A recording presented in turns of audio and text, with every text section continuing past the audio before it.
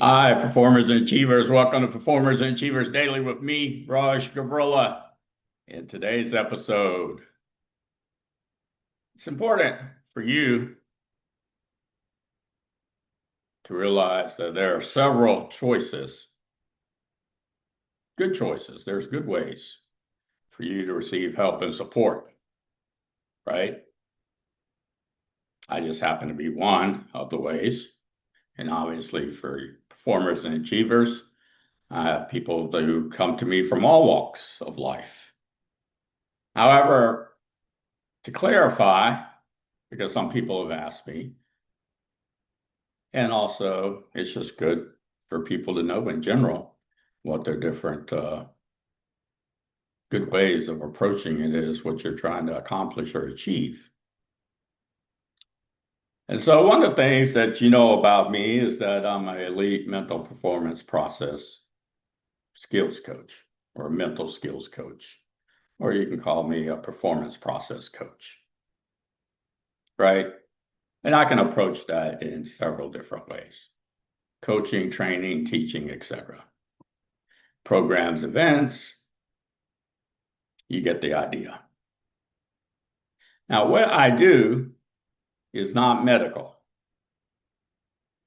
Several of my, or many of my customers or clients do have a medical condition, whatever it may be. However, I do not have the expertise to diagnose or treat someone. A sports psychologist, a counselor, a therapist, and then a medical doctor, they diagnose and treat medical conditions. Again, keep in mind that many of my customers or clients do have a medical condition. However, they still have their performers, their achievers. They want to progress wherever they're at. And what I have to offer is a way for them to succeed in making progression at their own pace. I'm at their pace. And so we pursue it that way. And so that's very important for my listeners, and I really thank you for listening. I am privileged to be able to come to you. Today I'm coming from my kitchen, and you can see right behind me is my backyard. If you look a little closely there, you probably can't make it out, so it doesn't matter. However, as you know, in my previous episodes, I have turkeys now that come over to visit. And they want to know, can I come out and play? So I made friends with the turkeys. So that's interesting to me. And if you don't have any clue of what I'm talking about, you can go back and look at and listen to some of the previous episodes. I happen to have some woods right adjacent to my house, and deer, turkey, rabbits, squirrels, snakes, all types of birds, bobcats. They appear when they appear, and if I walk into the woods every once in a while, I can see some. So now I want to revisit one of the podcasts. I don't remember which episode it was, but I talk about the importance of having an AM routine and the importance of having a PM routine. And so my AM routine, I have my AM routine, and included in my AM routine used to be a 30-minute walk. However, now I've moved that to my PM routine to simplify, to make it much better, much easier in my AM routine. And I added in my AM routine, though, hip flexibility and strengthening exercises. And you saw that in one of my episodes where can you sit on the ground Indian style and without using your hands stand up? Can you do that? Well, I couldn't do it. And so I talked to my prevention, athleticism, strength and training coach, and we met and we had a session, and I'm working on it and I'm almost there. I am almost there.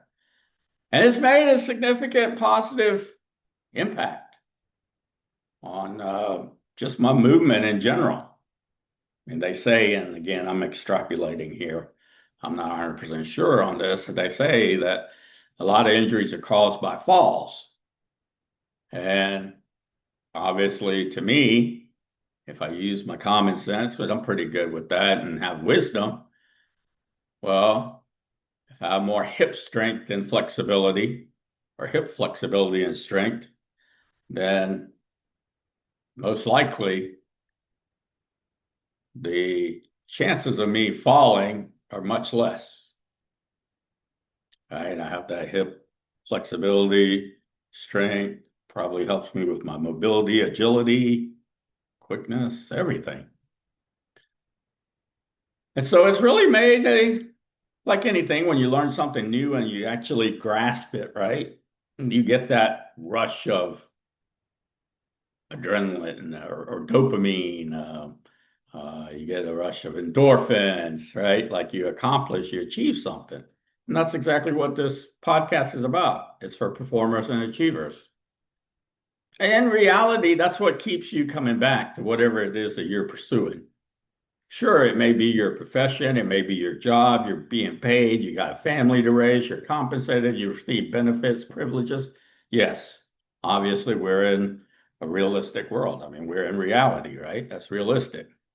However, what keeps you coming back is most likely the atmosphere, the culture, the environment, and the people you work with, right? And probably whatever system you're in. And of course, you'd like to have a voice in making that continue to flourish or progress, probably at your pace or at the pace that's makes sense. And so I'm always at my customers or clients' pace. And so, like most things, some people grasp some concepts, some ideas, some methods, some techniques, some practical breakthroughs in learning much faster, much easier than they do other. And it's really depends on the person. And I can almost pick anyone, and there's something that they don't grasp as quick. And that's okay, or absorb as quick and implement it. Now, the key is not only absorbing it and making the practical breakthroughs in learning, which is really important because without that, then it can't be implemented. Well, it's the implementation to go out there and actually do it in real time. And that's really one of the main keys is whatever you do, eventually after all that, or not all that, after the expertise, the specialization, the specific coaching, training, teaching that I provide, then they go out and they actually implement it. And they receive tangible, beneficial, tangible results. And you've been doing this all your life.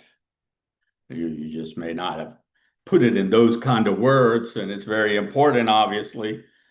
And this is one of the things that I'm seeing in society that we need to correct and start going in the right way is the importance of word choice and how to be congruent. And I'm pretty sure I did a podcast on that as well. And that doesn't mean I don't know how to have fun or hang out with people or enjoy or even joke around sometimes. No, that's not what that means. It's just that being aware of, are you being congruent based on the environment, the based on the atmosphere, the environment, the culture, right? Obviously, what you talk about, tell people, say, etc., in specific areas versus the other is different. It's based on having that situational awareness. And for many of you, you can go and take a look at my video on my website. I really simplify what the ways to communicate are. Is first eye contact. Then after eye contact is body language. After body language, it's tone of voice, word choice.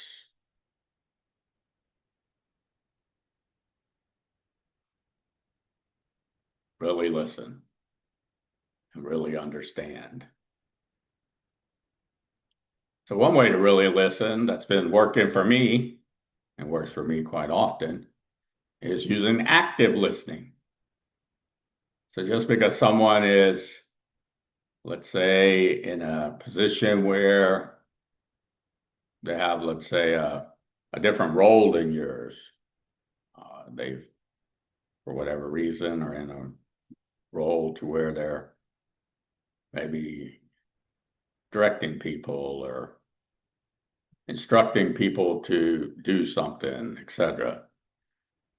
Well, as long as they're whatever they're instructing you to do or directing you to do makes sense, then obviously you go ahead and do it. However, if it doesn't make sense, why would you go ahead and do it? That's the whole purpose of having a teamwork. You use active listening, right? So that way you're sort of making sure that everybody's on the same page, right? And so with my customers, clients, this is pretty much the same thing. Is like, let me use active listening. Let me make sure that when I use active listening, what am I trying to do? I'm trying to really understand them. I'm trying to understand. And everyone's a little unique, different. I come from different walks of life, different backgrounds, different education, training, previous coaching. They just have different experiences. They're raised differently. They're brought up in a different, let's say, environment or culture or atmosphere. And so there really can be a little bit of a, and that's the reason that we have this dialogue or we engage with one another and that we have excellent communication skills and we are able to do so. So that's very, very important. As I'm able to do that, then I can bring out their authentic gifts, talents, skills, and abilities. And I simply implement mental skills. There's nothing medical about it. Just as if you were learning a new word, you're learning the difference between multiplying and dividing, right? Until you know that, or you have knowledge of that, you know how to use it, how to implement it, how to apply it, and where, then that's a new skill you have. So today I had a recent conversation with someone, and of course, I went to my prevention, athleticism, strength, and conditioning coach. And why did I go to him? I could have tried to do it on my own. It's because he's a professional in that area. He had specific expertise in that area to where it would have taken me a lot longer. And maybe I wouldn't have even been able to do it. And now I'm progressing very well. And that's exactly the reason he can do it much faster with clarity, much faster, right? And that's exactly why they would come to me from that point of view as far as mental skills, training, coaching. So today I had an interesting conversation with someone, discussion, and we were talking about soccer match and how in a soccer match, four people broke their noses. There were two concussions. And I was thinking about it because, as many of you know, I'm a professional soccer official and also a professional basketball official. However, I do it at the high school and middle school levels. And I could sort of correlate it, though, to the NBA.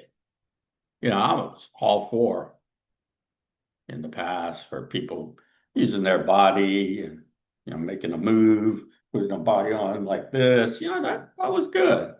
Now, what I wasn't for was anyone trying to injure somebody or fights break out. I mean, that's not basketball. That's not respecting basketball. And so that's what the correlation was, though. With now in the NBA, you watch NBA and you see real basketball skills. It doesn't take skills to push somebody. It doesn't take skills to knock someone down. It doesn't take skills to fight someone.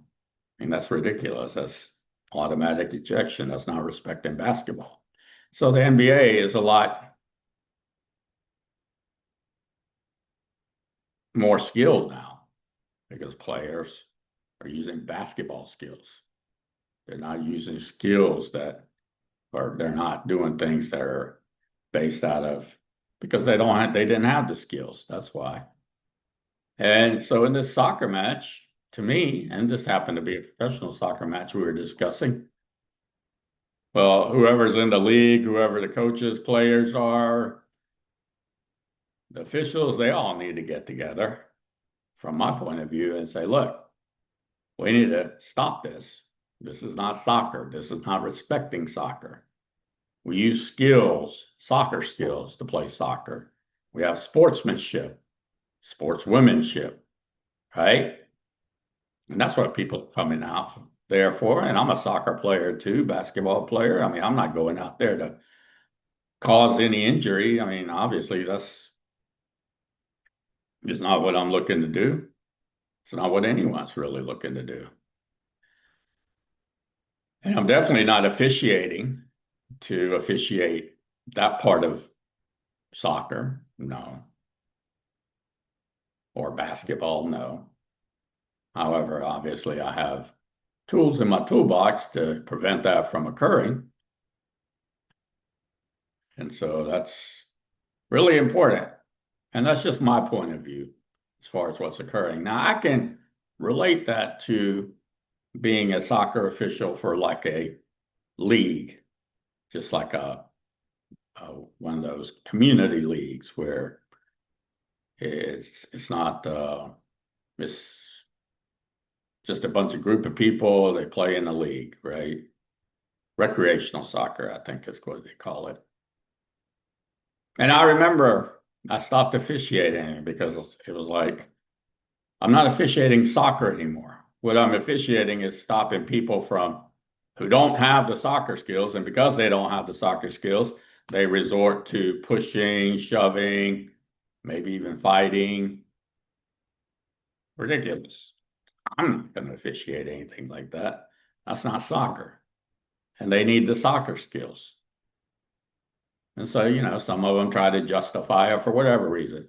Well, he pushed me, or she pushed me, or I'm frustrated, or I'm mad, or, they don't have control of their emotions. And so they resort to these kind of tactics instead of using soccer skills. So what I do for them, from my point of view, is somebody should go out there and show them some soccer skills. Train them, coach them, teach them. However, they're probably not really interested in that because it's just a rec league and they're not looking to advance and pursue soccer in that way. And I get that.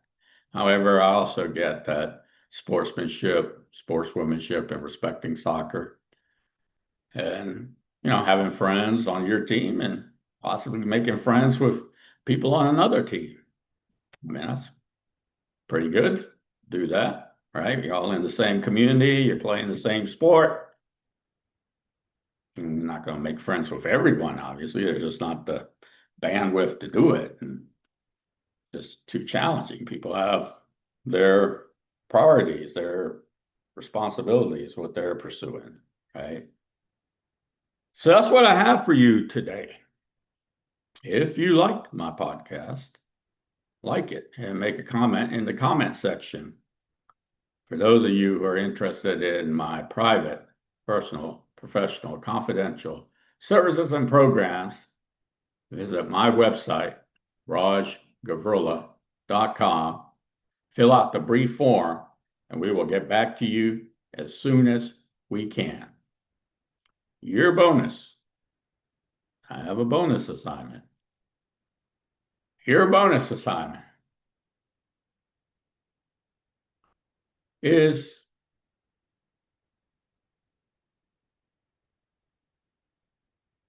in anything you do, right? Let's say you do have an AM routine now. And if you don't, you're more than welcome to contact me to schedule what you're looking for. And we can talk about that. It says that would be one of the sessions we would cover. And then your PM routine, if you have one of those. Well, what could you do in there to make it simpler, much better and easier? Now, much better means that it's also easier, okay? And it's simple. So again, to reiterate, what I did is I moved my 30-minute walk in the morning to the PM, into my PM routine. Okay. And then I put the hip exercises, hip flexibility, mobility in my AM routine. And then in my PM routine, because I'm also in physical therapy for some shoulder work, shoulder issue I had, I put those exercises in my PM routine. So what's the point? The point is that a person that makes tactical adjustments, they make little adjustments here and there, right? You have a goal in mind, right? And to accomplish that goal, there's a bunch of tasks. So for example, today I was at the store, I was buying a mouse. I needed a new mouse for my computer. So after I bought the mouse, what was my goal? My goal was to drive home to my office, drive home. And so that's my goal. Now, I know how to achieve and accomplish my goal. All the tasks are in my muscle memory for the most part, right? I just automatically do it. And then as I'm driving, well, I don't just drive home. There's other people on the roads, there's traffic lights, there's whatever it may be. There's, somebody pulled off to the side of the road. So then I'm just making small adjustments. I look at my signal lights, right? If it's green light, that doesn't just mean I can just fly by through as fast as I can. No, there might be other cars there. Sometimes I can go faster. There's not as many cars. Then when it's yellow light, then I know to slow down, take a look, have situational awareness. Then if it's red light, then I know that I need to stop here, right? And then the light turns green. Well, I can't just fly through. There's 5 cars in front of me. So again, those are signal lights. And again, that's actually a mental skill that I coach and train. Now we apply it to different situations, but you can apply that to any situation you're in. So my point is that, and you've heard me talking about your most important tasks, do your most important tasks one at a time. Well, sometimes that's doesn't have as much oomph behind it, right? Because it's like, this, I need a little more, what you want to call it, a little more reward, incentive, motivation to do this task. And that's why I use the word goal. Now, this isn't the big goal. However, it's the goal. Drive home from the store. And then all the little tasks add up, right? They fall in line. Now, if I didn't know how to drive home from the store, then yeah, sure, I would need those tasks and I would need to learn those tasks, make practical breakthroughs in learning those tasks, be proficient, effective, and efficient at those tasks, right? However, I'm effective and efficient in those. So therefore, I drove home. So that's what I have for you today. It's a nice day outside. And I do hope, more than hope, I wish for you to enjoy your day and have fun.